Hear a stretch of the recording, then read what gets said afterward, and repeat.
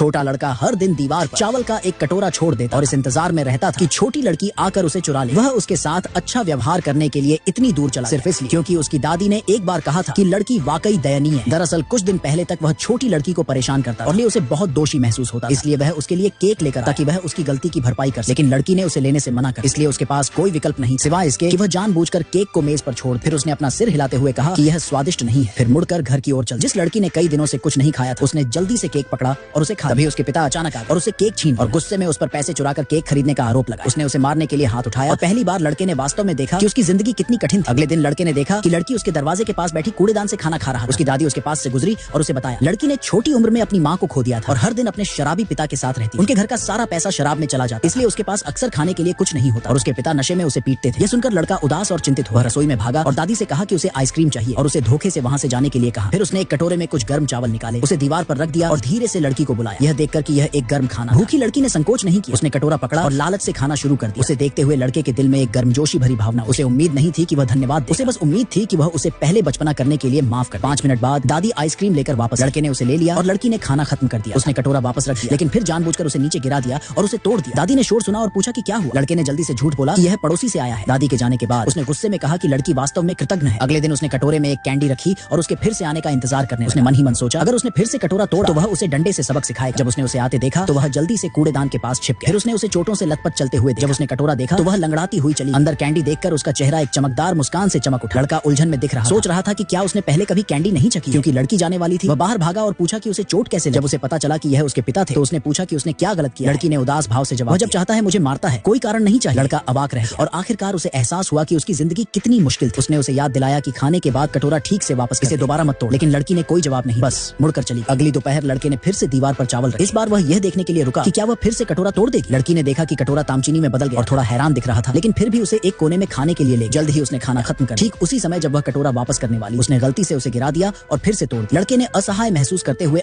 लेकिन सोचा कि कम से कम यह जानबूझकर नहीं किया गया। उसे पता नहीं था, उसने बहुत जल्दी फैसला कर लिया। सोमवार की सुबह वह नाश्ते के लिए एक रोटी खरीदने वाला। जब लड़की अचानक दौड़ कर आई और उसने उससे वह सामान छीन लिया तो विक्रेता ने उसे डांट कहा कि वह कभी कुछ नहीं कर पाए। लेकिन लड़का उसके लिए खड़ा हुआ। उसने कहा कि वह कोई शरारती बच्ची नहीं है और वह जीवन में निश्चित रूप से अच्छा करे। उसकी बातों से लड़की का उसके प्रति थोड़ा लगाव बढ़ गया क्योंकि 9 साल तक स्कूल जाना अनिवार्य था। जल्द ही लड़की भी स्कूल जाने लगी।